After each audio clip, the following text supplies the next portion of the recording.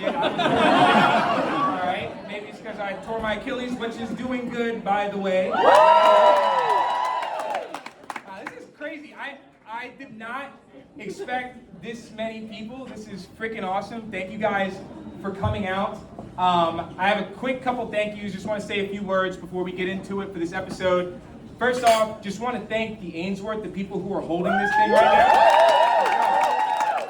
You know, it's like, even if a cause is really just and really obvious and something that you should get behind, sometimes it's hard to get businesses, everyone, when you know they should, to get behind it and support it. So I think the Ainsworth deserves another round of applause. I also think it goes to show the type of work, and this is the next thank you, that every town does, okay? I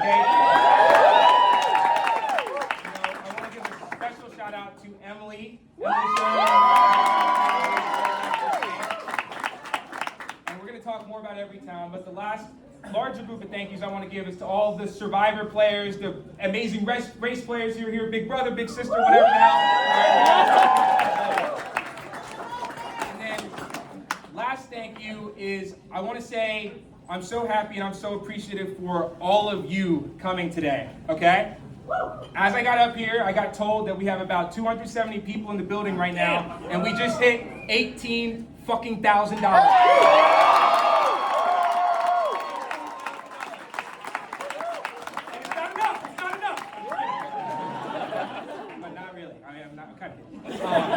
But listen, at the end of the day, we are just a bunch of people who like Survivor and got together and wanted to support a good cause at the same time.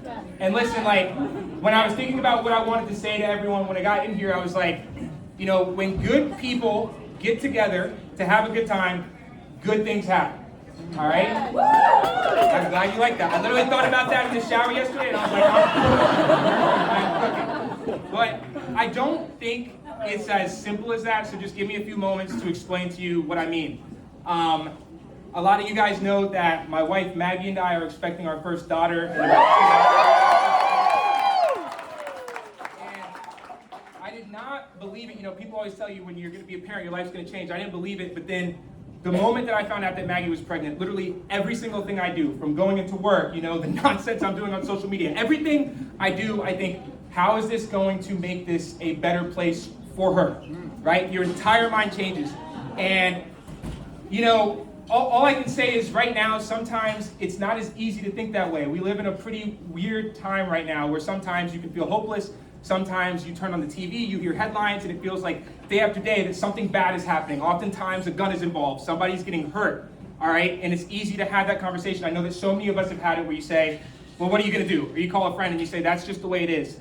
You know, hopelessness. But then a couple of months ago, I saw a video on Instagram or TikTok of an older woman saying, when you're feeling hopeless, the number one thing you can do to make yourself feel better is to just do something.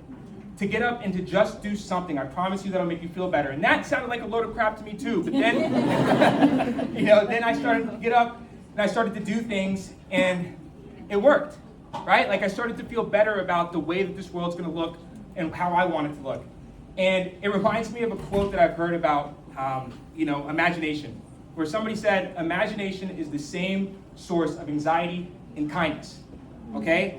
And I think that's a really cool thing because if you think about it, the same freaking feeling that can make you feel hopeless, that makes you not want to do anything, is the same thing that allows you to imagine yourself in somebody else's shoes and to feel kind and to feel empathetic and to get up and to want to do something. And that's exactly what we're doing today. We're a bunch of people who are getting together and wanting to do something, all right?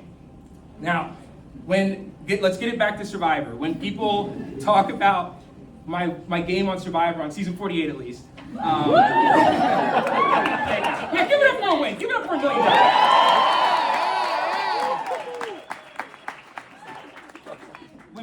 When people ask me about, they'll come up to me like, oh man, your winner's quote was awesome. I didn't even know winner's quotes were a thing. But they'll say, you know, that episode where you said, Survivor isn't a game that's won by big moves. It's won by little pushes, okay? And make no mistake, we have made a big move tonight. We have raised $18,000, and by the end of the day, I promise you, it's gonna be 30. Okay? I promise you. And no, I mean, we laugh, but it's that simple. If people in here, you know, if everybody opens up their phones and does $20, you don't have to do it right now, okay? But like, we get there. But when I come around and I inevitably ask you for money tonight or ask you to contribute, it's not always about the big moves, because I'm also asking for little pushes. I'm asking you to educate yourselves. I'm asking you to have tough conversations with people. And I'm also asking you, I promise you, not just for money, I'm asking you when something bad happens to get up and to do something. Because the fact of the matter is, 130 people every single day in this country, okay, die by gun violence. Every single day, 130 people. And then on top of that, over 200 people are harmed by gun violence, okay? So when I hear those numbers and when I think about what type of world I want for my daughter or for my wife, my family, or everybody in this room, I don't know why, to steal Cerise Field's quote, I don't know why I would do anything but get up off of the couch and fucking do something. Big moves, little pushes, it doesn't matter. As long as you do something, we are winning, and I'm proud that we're here in the building today supporting an organization called Everytown that is winning, okay? So on that note, I want to introduce my dear friend who I just met earlier today, so I need to pull out a sheet of paper. My dear friend, Nick Suplina, who is the SVP of Law and Policy at Everytown. Nick was previously a senior advisor and special counsel to the New York State Attorney General. And listen, if I'm going to sum this up for the non-lawyers in the room, okay, what Nick does is he oversees strategy when it comes to legislation and to litigation going on in this country, and the wins that Everytown is having every single day. He works at the intersection of data and policy and making sure that people are safer every single day. So give it up for Nick Suplina.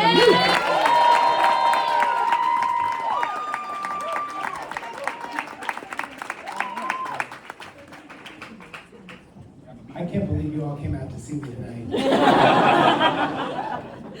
I'm a draw. I'm a draw. I didn't realize how much of a draw. But I'm a draw. Thank you so much, everyone, for coming out, and thank you, Kyle. Can we just give it up? Yeah.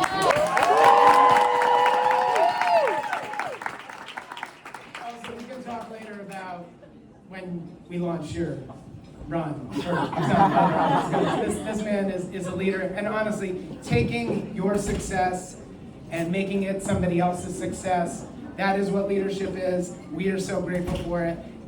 We saw it on the damn show, and now we're seeing it in life where it matters even more. So thank you so much.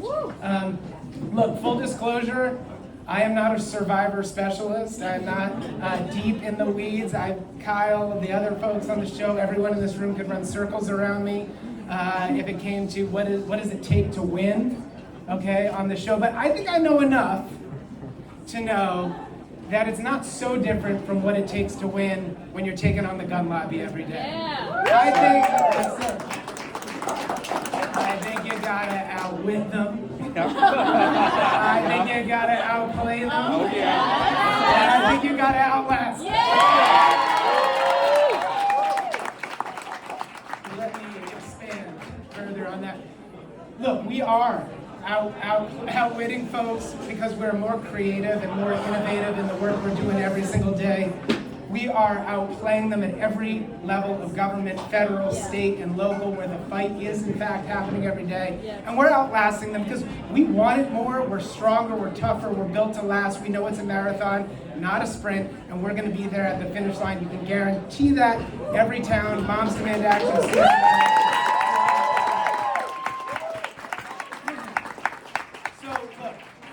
This man showed us all on national television that with integrity and strong alliances and good strategy, you can win very tough fights, even when the cards are stacked against you. And I could make a strong argument that the cards are often stacked against the thing that I care most about, gun violence prevention. But let me tell you about why, and you may not know this, we're winning.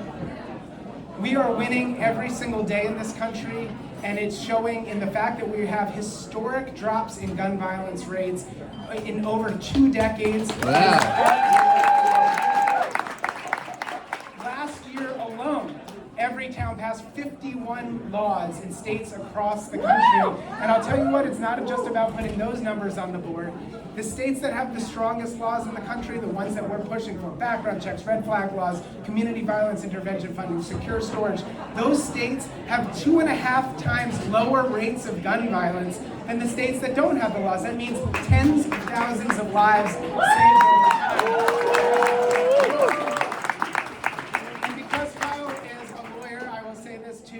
know, we're also winning in another important arena. It's not just state legislators, it's in the courts. We are suing the gun industry every single day. Now, here's the thing. The gun industry thinks it's got an immunity idol. And they sort of do, because of a law passed in 2005 in Congress. And that's unfortunate.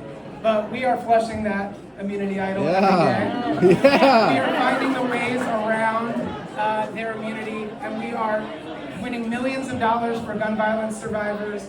We are holding we ran the largest producer of ghost guns out of business, and we're even taking on huge companies like Glock and making them reform their business practices. The fact of the matter is the industry is getting away with murder. We're holding them accountable for it.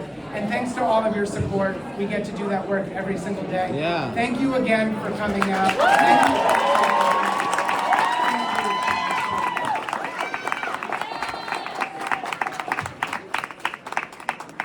All right, you guys ready for this episode? Yeah! Okay, all right. One thing that people can't say about me is that I don't know how to throw a party, okay? And tonight, there's one last thing I left out. 10% of the drink proceeds from the Ainsworth tonight will go to Everytown. So you know what that means? There's only been a couple of times in my life where I can get a little drinky poo and it goes to a good cause, okay? So make sure you drink. Make sure you party, okay, and make sure you get the Achilles heel specialty cocktail because even more of those proceeds go to Ainsworth. So have a good time.